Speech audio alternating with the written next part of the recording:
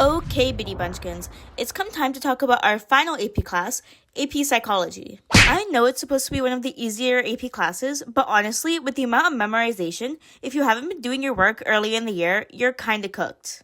So, I have some last minute tips just for you about how to study for the AP Psychology AP test. First tip, get out those flashcards. I know this is kind of a basic tip, but honestly, the best thing you can do for yourself before the exam is to memorize all of the material. Most of the time, memorization isn't good for AP classes, but in AP Psychology, most of the information is literally just vocab that you should be able to pull out of your mind whenever you need it. Next, don't forget about the FRQs.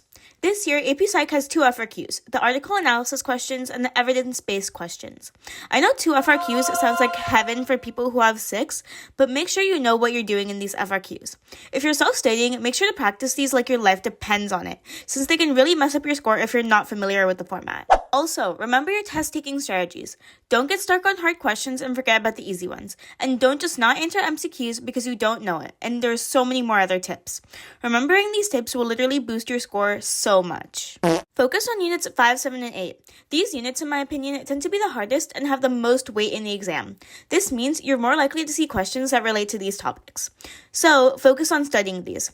Obviously, if you have another unit that you need to study, make sure to study that as well. But even if you think you have these units down, go over them the night before the test to keep them fresh in your mind. My last tip is to understand how the test will work this year. The AP Psych curriculum and test-taking method has changed drastically over the past year.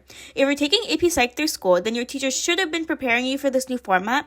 But if you're self-studying like I am, make sure you're not using outdated sources. I really like to use the Mr. Sin channel because he posts review videos specifically for the new curriculum.